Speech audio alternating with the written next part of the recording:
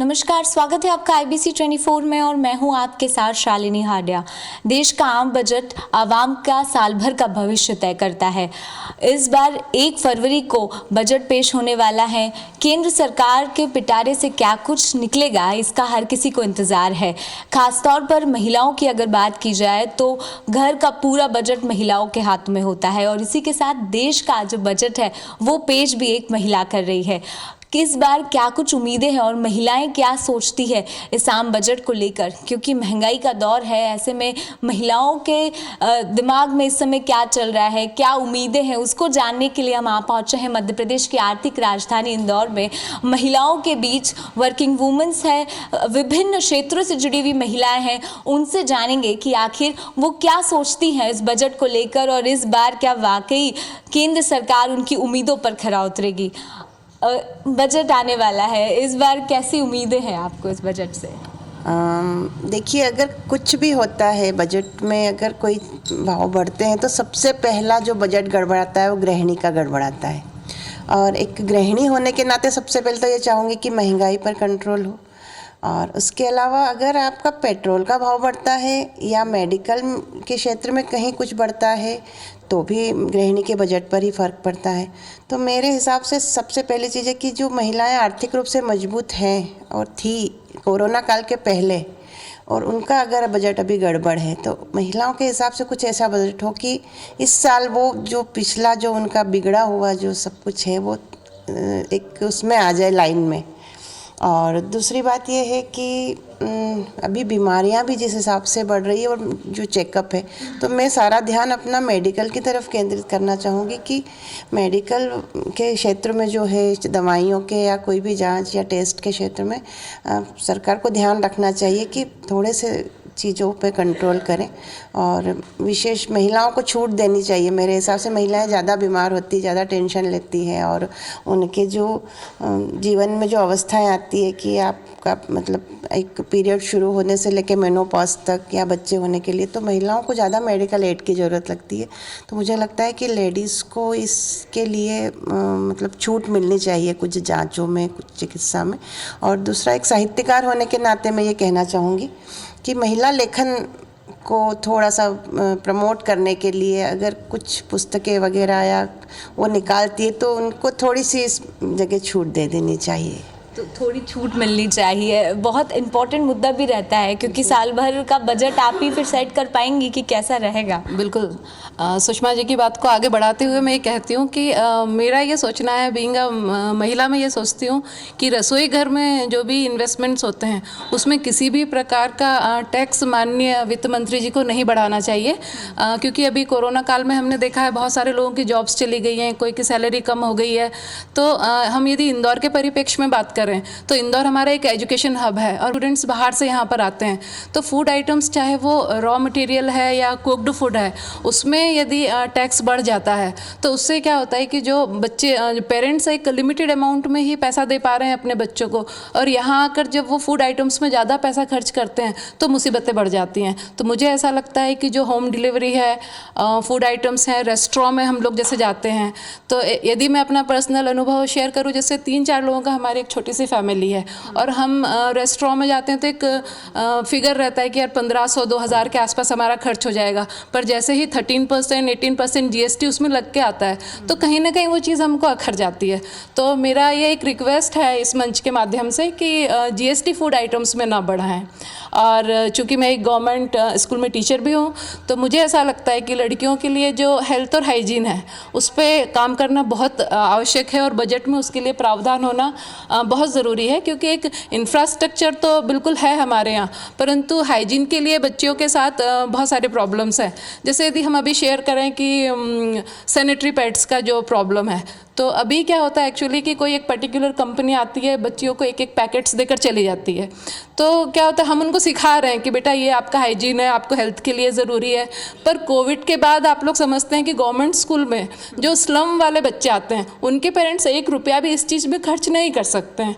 तो ये मतलब बजट में एक प्रावधान होना चाहिए कि मतलब परमानेंटली लड़कियों को स्कूल से या आंगनवाड़ी के थ्रू ये सारी चीज़ें दी जाएँ। बिल्कुल, ये बहुत इम्पोर्टेंट है और बहुत ज़्यादा ज़रूरी भी हो जाता है महिलाओं के लिए। हम इस बार जहाँ सेटअप लाए हैं वो पूरा किचन सेटअप ही है और महिलाओं के बीच है, क्योंकि उनका काम अमूमन रहता यही है। कोरोना काल भी बीता, बिजनेस पे भी बेहद ज़्यादा इम्पैक्ट देखने को मिला, हर क्षेत्र में हो। कैसे आप देखती हैं इसको और कैसी उम्मीदें हैं इस बार बजट से आपको? बजट से वित्त मंत्री जी से हमारी उम्मीदें हैं, जैसे कि अभी उन्होंने बोला है कि हर चीज़, जैसे पेट्रोल को ले लो आप, या होम जो अपने खाने पीने की चीज़ें हैं, यही लग रहा है कि यदि वापस से इसके अंदर कोई बढ़ोतरी हुई है तो महिलाओं पे काफ़ी फ़र्क पड़ेगा, क्योंकि अभी अर्निंग बहुत अच्छी हुई नहीं है। काफ़ी लोगों की जॉब चली गई है, जैसे कि घर में ही अपनी बेटी है तो वो जॉब करती थी, लेकिन अभी जहाँ 10 बच्चे जॉब करते थे वहाँ 3 ही कर रहे हैं, मतलब 7 बच्चों की जॉब चली गई है, तो बहुत ज़्यादा घर में कठिनाइयों का सामना करना पड़ रहा है। तो अभी इस साल जो बजट को लेके हमको बहुत सारी चीज़ों को, हमारे वित्त मंत्री से हमारा रहेगा कि वो ऐसा बजट निकाले ताकि हम महिलाओं में एक खुशी का लहर फैल जाए और हम सारी महिलाएं इकट्ठे होकर और एक अच्छा सा, मतलब उनके लिए उद्बोधन दे कि उन्होंने कोरोना काल में इतना अच्छा काम किया है, यही उम्मीद मैं रखती हूँ। आप बताइए कितना बजट बिगड़ा है इस बार आपको लगता है, और जो आने वाला बजट है वो लगता है थोड़ा संतोषजनक आना चाहिए? कोरोना काल के चलते हुए, जैसे कोरोना जब आया तो ये सभी काम वगैरह सभी ठप हो गए। तो बजट जो है, जो अपना ऐसा आना चाहिए कि आम नागरिक जो है वो इसमें अपना बजट आसानी से चला सके। जैसे ये परिवहन का हुआ, साग सब्जी हुई, ये कितनी महंगी हो रही हैं। परिवहन में जैसे किराया वगैरह बढ़ रहा है, लोगों को आना जाना पड़ता है, तो उसमें किराया इतना ज़्यादा बढ़ गया है कि आम नागरिक से बिल्कुल, मतलब उसके अंडर में है ही नहीं है ये सब चीज़ें, तो वो मैनेज नहीं कर पा रहा है। तो ये सब जो है, तो इसमें महंगाई को नियंत्रण करना चाहिए, जिससे आम नागरिक को इसमें सहयोग मिल सके। तो देखिए, बहुत छोटी छोटी बातें हैं और यही बारीकियां हैं, क्योंकि महिलाएं जब घर चलाती हैं या किसी भी तरह के सेटअप को रन करती हैं तो बहुत ज़्यादा ज़रूरी होता है बजट का इन्वॉल्वमेंट, और फाइनेंस कंडीशन कैसी है वो निर्भर करती हैं। और भी महिलाएं हैं हमारे साथ। मैम, इस बार कैसी उम्मीद है आपको बजट से? इस बार हमको मोदी जी से बहुत उम्मीद है कि वो हमारे लिए कुछ अच्छा लेके आए। अभी जो है किचन के लिए मैं सबसे ज़्यादा बोलूँगी कि मेन हम लोग किचन का ही बजट गड़बड़ाता है, जिससे पूरे परिवार पे असर होता है। जैसे इलेक्ट्रिसिटी बिल है, गैस है, तो सभी में बहुत महंगाई हो गई है। तो उनसे यही है कि बस हम लोगों पर ज़्यादा ध्यान दें, महिलाओं पे। अच्छा, और जब महिलाएं ही, अगर एक महिला ही पेश करेगी जब बिल, तो फिर और ज़्यादा लगता है कि और ज़्यादा समझेंगी, क्योंकि वो खुद महिला हैं, तो वो इन सब चीज़ों को देख चुकी हैं। तो हम चाहते हैं कि वो हम पे वो ज़्यादा ध्यान दें और कुछ अच्छा लेके आएँ।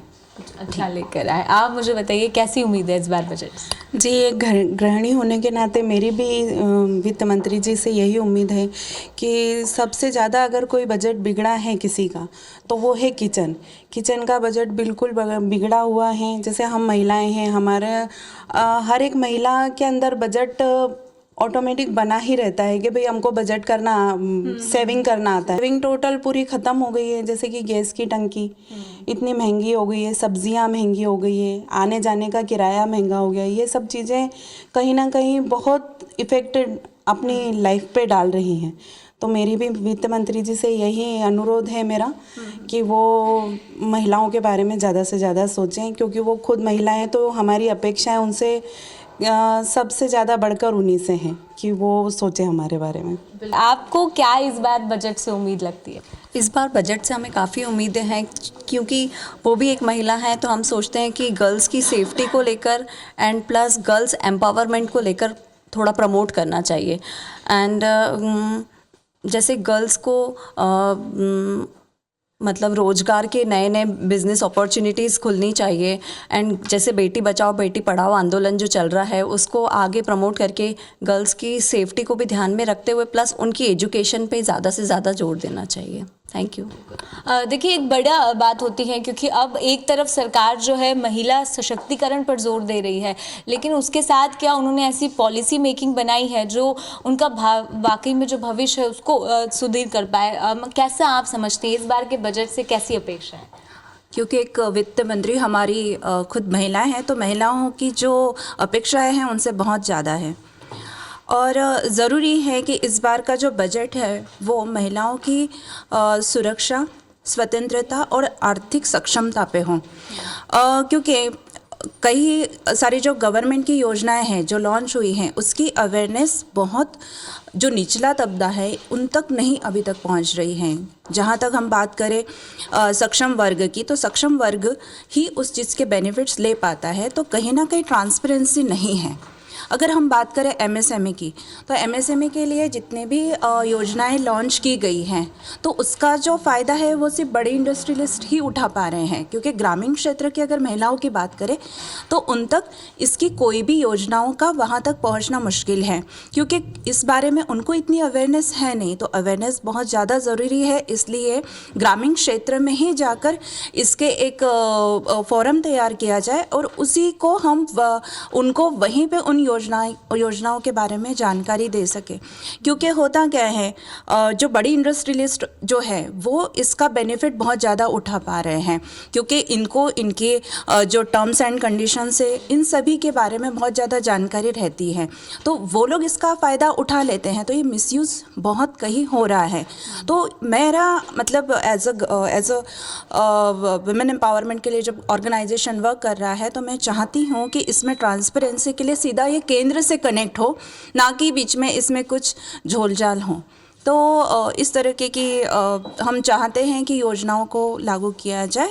दूसरी बात यह है कि मुद्रा योजना जो है बनी हुई, जो एसएचजी ग्रुप के लिए स्पेशली की गई है, तो मुद्रा योजना में भी हमने देखा होगा कि जितने भी एसएचजी ग्रुप के लिए इन लोगों ने कुछ फाइनेंशियल सब्सिडीज़ दी है महिलाओं को, लेकिन उसमें भी कुछ ट्रांसपेरेंसी नहीं है, क्योंकि गवर्नमेंट्स इसमें डायरेक्टली इन्वॉल्व नहीं है, वो कुछ ग्रुप्स में डिवाइड किया गया है। तो वो सिर्फ एज अ लोन इसका लेना, लेकिन उसको न्यू स्टार्टअप की तरफ डाइवर्ट करना, वो कहीं भी अभी माइनस पॉइंट में रहा है। तो स्टार्टअप्स न्यू कैसे लॉन्च किए जाए, महिलाओं को इसकी कैसी ज़्यादा से ज़्यादा उनके बेनिफिट्स मिलना चाहिए, तो उसके लिए गवर्नमेंट को और ज़्यादा काम करने की ज़रूरत है।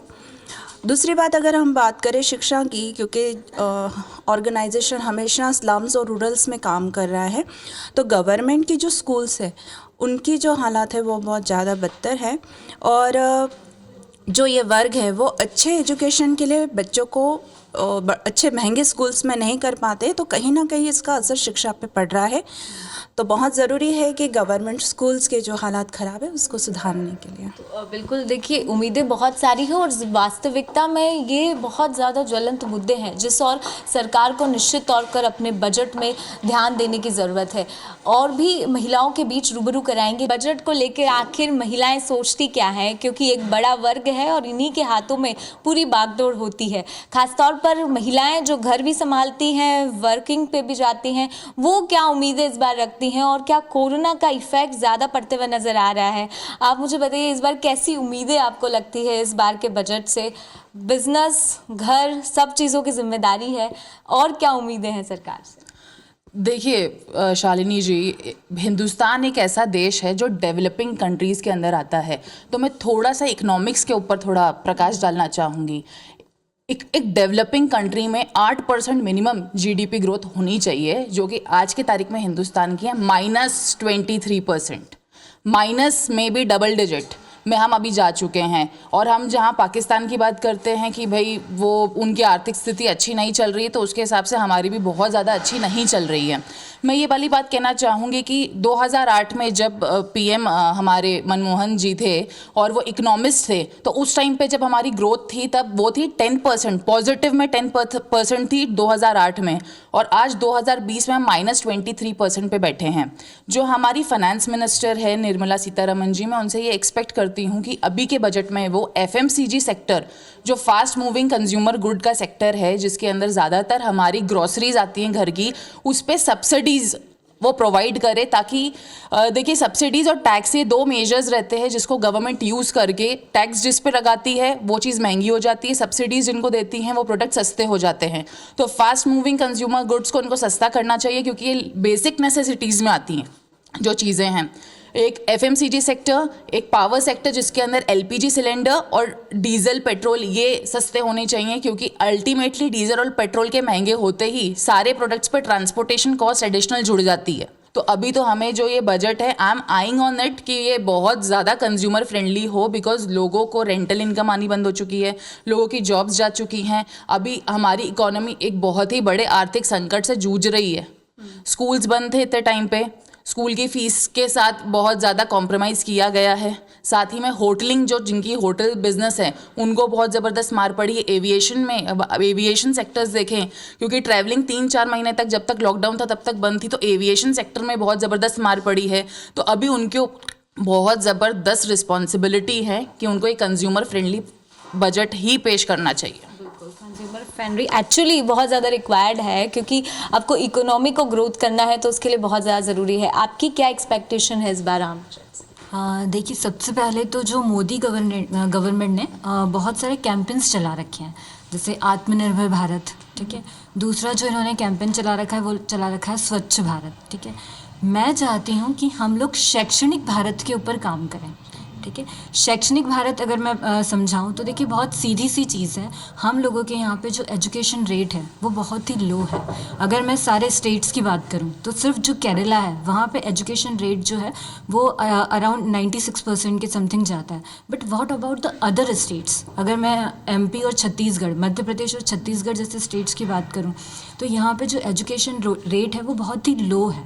तो अगर हमको आत्मनिर्भर भारत चाहिए, अगर हमको स्वच्छ भारत चाहिए, तो हमको शैक्षणिक भारत को भी जो है वो एज अ मूवमेंट जो है वो हर जगह फैलाना पड़ेगा। देखिए, अगर हम आत्मनिर्भर भारत की बात करते हैं तो हमको इसमें जो सबसे ज़्यादा ज़रूरत है वो ज़रूरत है शक्ति की। शक्ति मतलब हमारे यहाँ पे जितने भी वुमेन हैं उन लोगों को शक्ति का एक रूप कहा जाता है, ठीक है। लेकिन स्टिल उनके पास में कोई भी शक्ति नहीं है। They are just powerless just because of uneducation, है ना। तो मैं ये चाहती हूँ कि अगर हम लोग शैक्षणिक भारत की तरफ ध्यान देंगे तो हमारी ये जो शक्ति है हम उसको एक एजुकेट भारत की तरफ अग्रसर करेंगे, और तभी वो लोग जो है आत्मनिर्भर भारत, स्वच्छ भारत की जो महत्वपूर्णता है उसको वो लोग समझ सकेंगे। जैसे अगर हम आत्मनिर्भर भारत की बात करते हैं तब हम क्या सोचते हैं कि भारत में सब लोग सेल्फ डिपेंडेंट हो, सारे जो लोग हैं वो सब लोग शिक्षा का महत्व समझ पाएँ, सारे जो लोग हैं वो पूरी तरीके से फाइनेंशियली जो हैं वो इंडिपेंडेंट हो पाए। लेकिन अगर मैं वुमेन एम्पावरमेंट पर इस चीज़ को ले जाती हूँ तो वुमेन जो है वो पूरी तरीके से जो है निर्भर हैं अपनी फैमिली के ऊपर। तो हम लोग वुमेन एम्पावरमेंट पे बहुत ज़्यादा बात करते हैं, लेकिन कोई भी वुमेन फाइनेंशियल एम्पावरमेंट पे बात नहीं करता है। तो हम लोगों को वुमेन एम्पावरमेंट जो है उसके ऊपर बहुत ज़्यादा ध्यान देने की ज़रूरत है कि अगर हमने हमारी जो शक्ति है, हमारी जो भारतीय महिलाएं हैं, अगर हम लोगों ने उनको पूरी तरीके से आत्मनिर्भर बनाना है तो सबसे पहले हमको ध्यान देना पड़ेगा कि हम उनको फाइनेंशियली कैसे एम्पावर करें। बहुत सारे हैं जिस और सरकार को वास्तव में ध्यान देना चाहिए। मैं स्टार्टअप की बात करूं, क्योंकि प्रधानमंत्री मोदी ने एक बहुत एम्बिशियस प्रोजेक्ट के रूप में इसे शुरू किया था कि स्टार्टअप में महिलाओं के लिए प्लेटफॉर्म खुले हैं, क्या अपॉर्चुनिटीज़ मिली है आपको लगता है? जी, मैं आपका ध्यान महिला सुरक्षा और बालिका सुरक्षा की ओर आकर्षित करना चाहूँगी।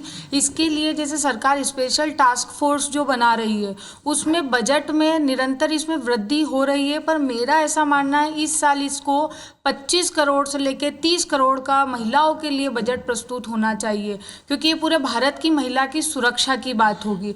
इसमें महिला सुरक्षा से लेकर बालिकाओं के पोषण से लेकर उनके स्वास्थ्य से लेकर सभी चीज़ों की बात होगी, क्योंकि बालिका टास्क फोर्स के अंतर्गत बालिकाओं की जो जल्दी शादी की जाती है उस पर भी बात होगी। और हम बात करें ऐसी तो ये निरंतर इसमें वृद्धि होती जा रही है। तो बालिका सुरक्षा और उनके स्वास्थ्य को, जो उनकी जल्दी शादी कर दी जाती है, उस पर भी सरकार चिन्हित है। तो ये मेरा मानना है और मेरी अपेक्षाएं हैं, क्योंकि अपनी वित्त मंत्री भी एक महिला हैं, तो बालिका सुरक्षा, महिला सुरक्षा पे वे ध्यान दें। और शिक्षा के क्षेत्र में भी इनमें एक यूनिट जोड़ी जाए ताकि हर एक शिक्षित होगा, हर एक को गुड टच बैड टच का नॉलेज होगा और अपनी आत्म सुरक्षा बालिका स्वयं कर सके। इस ओर भी निर्मला सीतारमण जी का ध्यान आपके चैनल के माध्यम से आकर्षित करना चाहूँगी। आप मुझे बताइए, क्या आपको उम्मीदें हैं खासतौर पर एजुकेशन सेक्टर में? बीइंग अ स्टूडेंट आपको क्या लगता है कि और कुछ गवर्नमेंट को पॉलिसी में ऐड ऑन करना चाहिए? मैं हमारी फाइनेंस मिनिस्टर श्री निर्मला सीतारमन से एक रिक्वेस्ट करना चाहूँगी कि जो गवर्नमेंट स्कूल हैं as compare to the private schools, उनकी जो फैसिलिटीज़ हैं वो थोड़ा सा बढ़ाई जाए, क्योंकि as compare to the private schools उनमें जो फैसिलिटीज़ हैं वो थोड़ी सी कम रहती हैं। और अभी जो है कोविड भी आ चुका है, तो हमारी जो पूरी स्टडीज़ हैं वो पूरी ऑनलाइन जा रही हैं। तो लेकिन गवर्नमेंट स्कूल में जो कुछ फैसिलिटीज़ हैं, जो टीचर्स हैं जो ऑनलाइन नहीं पढ़ा सकती हैं, उन पे जो है थोड़ा सा ध्यान दिया जाए। लोगों को जो स्टूडेंट्स हैं उन लोगों को ऑनलाइन स्टडीज़ में जो है थोड़ा सा ज़्यादा फैसिलिटीज़ दी जाए। उन लोगों को जो है स्टडीज़ की और थोड़ी सी और फैसिलिटीज़ दी जाए, जैसे ऑनलाइन स्टडीज़ हो गई। और जो टीचर्स हैं उन सबको भी हम लोगों को जो है ऑनलाइन स्टडीज़ की ओर थोड़ा सा ऑनलाइन स्टडीज़ की और ज़्यादा जो मोटिवेट है, बूस्टअप है, वो करने की कोशिश की जा रही है। एक अंतिम सवाल मैं आपसे लूँगी, किस तरह से, क्योंकि आपने सभी लोगों को सुना, और आपको क्या लगता है कि सरकार को महिलाओं के लिए कुछ ऐसा करना चाहिए जिससे कम से कम वो सशक्त बन सके? देखिए, मैं आकाशवाणी इंदौर में खेती गृहस्थी कार्यक्रम भी देती हूँ, और वहाँ जब महिलाओं से मिलती हूँ तो ग्रामीण महिलाओं के बारे में कम बातें होती। हम आमतौर पर यहाँ पर भी शहरी महिलाओं को ही लेकर चलते हैं, लेकिन ग्रामीण महिलाओं की अपनी बहुत सारी समस्याएं हैं जिन पर ध्यान देना ज़रूरी है। मोदी जी ध्यान दे रहे हैं। सीतारमण जी से भी यही रिक्वेस्ट है हमारी माननीय मैम से कि आप ग्रामीण महिलाओं के लिए कुछ ऐसे रास्ते खोले जिससे वो एम्पावर तो हो सके, साथ ही उनके हाथ की बनी कोई हथकरघा की चीज़ें या वो जो भी उद्योग धंधे घरेलू चला रही है उनको टैक्स से मुक्त रखा जाए और उनको आगे बढ़ने के अवसर प्रदान किए जाए। क्योंकि हमारा पूरा 70% जनता हमारी गाँव में बसती है, और गाँव की महिलाओं की हालत पर ध्यान देना बहुत ज़रूरी है इस बजट में। तो बहुत सारी उम्मीदें हैं वित्त मंत्री सीतारमण से, और उसी के साथ इंदौर शहर की जितनी भी महिलाएं हैं वो बड़ी उम्मीद के साथ इस बार के बजट को आंक रही हैं। कोरोना काल भी था, और उसके बाद से जिस तरह से लगातार मॉडर्नाइजेशन बढ़ा है, स्टार्टअप कंपनीज का क्रेज़ बढ़ा है, तो ऐसे में उम्मीद कर रहे हैं कि हर सेक्टर में और ख़ासतौर पर महिलाओं से जुड़े हर क्षेत्र में ज़्यादा से ज़्यादा और बेहतर अपॉर्चुनिटी मिल सके। बहरहाल देखना होगा कि आखिर जो बजट का पिटारा है उसमें क्या खुलता है और कितनी सौगातें महिलाओं की झोली में गिरती है। आप बने रहिए IBC 24 के साथ। नमस्कार। मुझे और मेरे कैमरा पर्सन को दीजिए इजाज़त।